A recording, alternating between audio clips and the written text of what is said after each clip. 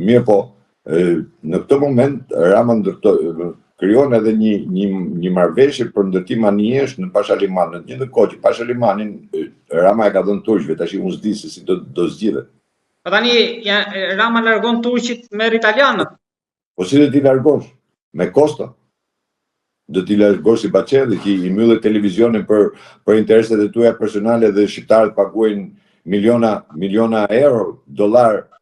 Kjo i levertiste edhe Greqisë besoj largimin turqëve nga aty, se e kanë pikop. Nuk kuptove, po kush është Kosta që pagun? Përfundimi është, e bëjmë të gjithë bisedën, kur vejmë vizën në fund, do dalim pozitiv apo negativ. Kur vejmë llogaritën në fund fare, do dalim me humbje që ne do marrim dhe do paguajmë përsëri. Ju më keni thënë dhjetor, pra kjo është vim asaj që ju më keni thënë në dhjetor që Rama me Erdogani si ka punë të mirë me tani. Po prandaj po të them që tash për interes të një individi dhe kthehemi këtu, aty ku na dhe më tepër. Pra, Rama po merr dhe po e copton Shqipërinë. Rama po e shet. Rama po bën çdo lloj lëvizje për të qëndruar në pushtet. Mos harroni. Sot është data 30, nesër është data 1 maj, do shihni, do ketë më sindikata që të ngrihen, tu ka vdek sindikalizmi. Edhe në momentin që ti nuk reagon si popull, po popujt nuk reagojnë me parti politike. Popujt reagojnë me sindikatën.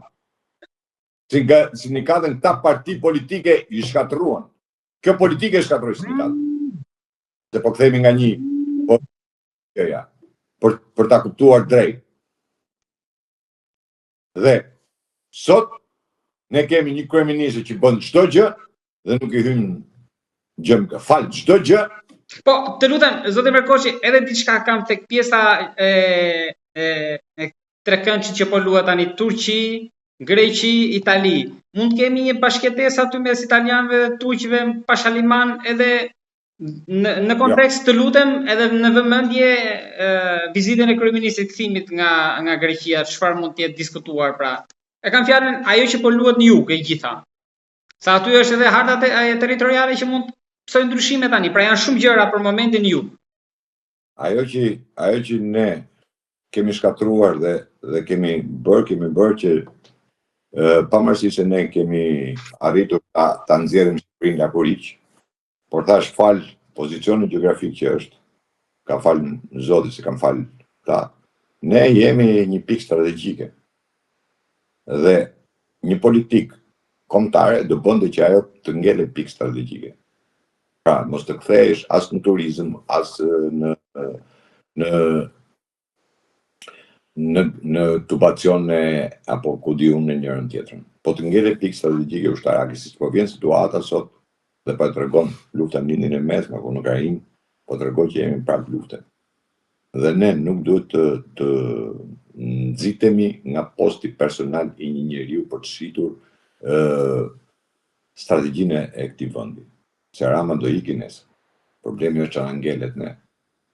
Dhe futja në konflikt i 3 vendeve në një vend i cili është bazë ushtarake. Ka qenë jo sot, po ka qenë ndër shekuj bazë ushtarake. Që në kohë tromakëve ishte si pikë strategjike. Otomanët e përdorën si pikë strategjike. Rusët e përdorën si pikë strategjike. A do pranoj Erdogani që ti nga aty po? Pikërisht pra dhe të përplasësh vetëm për interes personal. Tëndi, duke treguar apo duke dhënë një emër Amerika, që edhe këto kompanitë që vinë, vërtet janë Amerika, se do dali isoj si e shpiragut. Amerika dhe pastaj në fund fare u mbyll me Amerika dhe nuk u dha llogari fare për 10 vjet që hiku naft, ku hiku ç'a bërin, si bëri, nuk u dha asgjë. Dhe vjen puna tani më nxjerrim këtë lloj skeme. Tani, kjo lloj skem është në favor Shqipërisë apo jo?